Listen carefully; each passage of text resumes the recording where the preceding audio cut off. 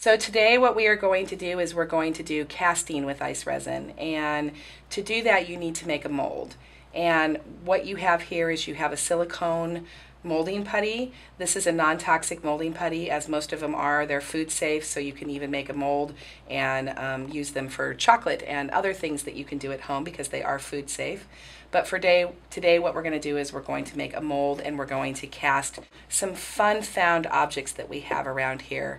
You can pretty much cast anything that has any little bit of texture or anything that's going to be real fun for you to be able to turn into a mixed media art project. So what you want to do with this is that this isn't an exact science. You basically just want to grab a ball of the one part of molding silicone, and then you want to grab another part. Don't have the two pieces touch yet, because as soon as they touch, that will activate their chemistry and make them start to harden into a mold. So you want to just kind of eyeball your pieces, put them into a ball, eyeball your pieces and see what you have here. I can tell I've already got a little bit more white than I need to, so I'll go ahead and pinch it off and put it back, and then I'll approximate it, and you can see that those two work together. So then what you want to do, put these aside, and then what you want to do is you just want to start taking the two pieces and you want to mix them together. It really helps if you fold them into each other. Your silicone putty is always going to be two colors, and that's what helps you know when it is set up and ready to be used as a mold. You have an open working time with this mold of just about under 2 minutes, so you do need to work quickly and move it together. When the striations of color are gone and it's all purple or all blue or whatever color it is of the putty you have, that's when you know it's ready to make a mold. So the striations are gone, and I'm going to go ahead and put it into a ball this time. So I'm going to start making a flat surface for me to put my found object into. And what I like to do here, I like to smooth out my molding putty. If there's any little cracks or anything in there, it's going to show up in your mold and it's going to transfer into your resin. So you want a nice, smooth, little round circle here that you're working with. Okay, and then the next thing you want to do is put it down, and then you want to use it like you use a rubber stamp. You want to be firm, and you want to just set it in there, and then go ahead and bring it up. Because you're using resin, you need to make sure you have a cup shape. If it's down flat and straight, then the resin will run out of it. So then what you want to do is you just want to form it around your mold, and you want to make sure you get a nice good press into your found object that you have, because that's going to transfer the texture. When you have a mold like this where we have a top there and it went through, it got a little bit thin, you're going to have to make sure you go on the bottom, and you're going to have to fix the top of that to make sure that you have that fixed.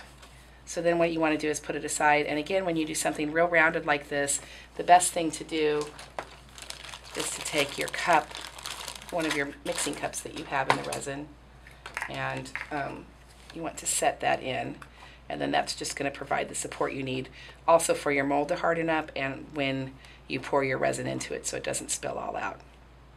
So you want to hold it there for just a few seconds to make sure that it has a nice good contact with your mold. And then you can put it aside to dry, and you do need to put it aside and let it dry for about 10 minutes. Okay, so it's been about 10 minutes and our mold has dried.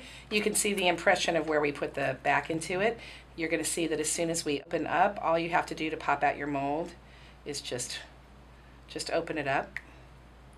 Oh, and we got a hole in it, so that's a problem. So what you need to do if you actually make a mistake like that when I was moving it over, it's fine, we can fix this. This isn't a bad mold. So what you have to do there is we actually just have to take and fix our little hole that we have. And this does happen, particularly, this is a bit of a challenging shape to begin with. It's better if you start with a flatter object. We have a key here. And so if we make a mold of a flatter object, then you're not going to end up having any kind of holes in it. But this one with this shape is a little bit more challenging, so that's what caused that issue. But again, it's completely fixable. I always say the reason why I loved mixed media and why I got involved is because there is never any mistakes. There is just opportunities to embellish. So we fixed it, no striations anymore. We're going to take the bottom of it, and we're just going to fill that little hole on the bottom there. Hopefully you can see the detail going on in there. You can actually see the ridges of the top of the jar.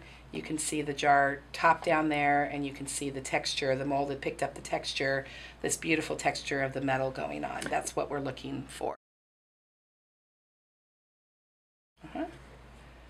Okay, so we've got that fixed. So now what you're going to want to do is you're going to want to use your mold, and you're going to go ahead and want to put your resin into it.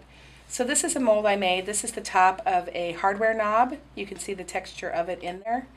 And so I'm going to go ahead and take my ICE resin, and I'm going to go ahead and mix it up. It's a 2-part epoxy resin. It's jeweler's grade, never fades, never yellows, and it will be crystal clear forever. So this time, because I just have a smaller mold, I'm actually going to only mix up about a half a cup of this.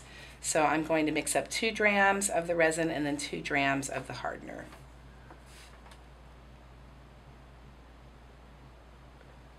So what we're doing is we're putting it in.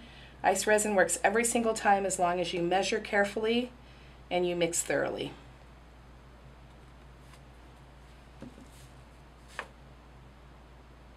You want to get used to putting the resin in first because it's a little bit denser. It's going to give you a much more accurate measurement if you put your resin in first and then your hardener on second. So we're going to put this, we're going to take it and we're going to start mixing it. You want to fold it in, you want to mix it as if you're beating an egg, and you want to be able to straight down the sides. When it first starts to mix, it's going to get a little bit cloudy, and then as you continue to mix it and the chemical reaction between the 2 pieces, the hardener and the resin, happens, it starts going crystal clear. So now we're going to mix for 2 full minutes. So we have taken our resin and we've mixed it for a full 2 minutes, and we've put it aside for about 5 minutes to rest. Whenever you are using ICE resin in a bezel or in a mold, you want to make sure that you put it aside for 5 minutes. That it allows its self-leveling chemistry to work, and that's what actually makes the bubbles disappear, and one of the things that makes ICE resin so incredibly crystal clear. What you want to do now is you just want to take your resin and you want to take your mold that you have.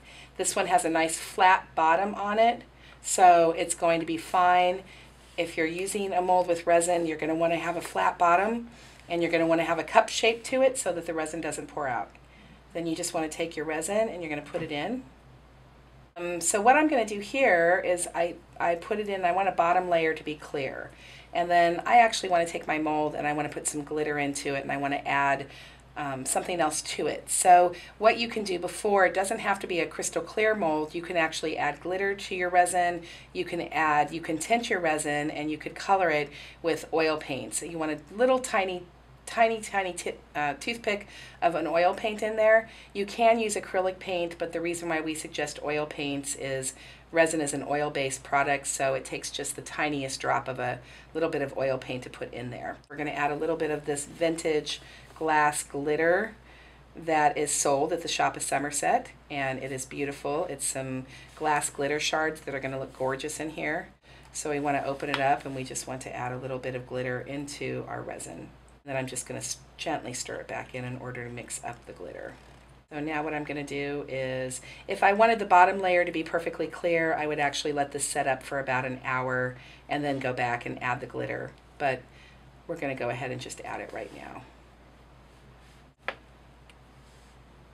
And then I'm going to put this aside, and I'm going to let this dry anywhere from about 10 to 12 hours. And then what's going to happen is when it's completely dry, I can take it and I can pop out my resin, and it's going to look like this. This is perfectly clear with no coloring or no glitter put into it. So this will be put aside to dry.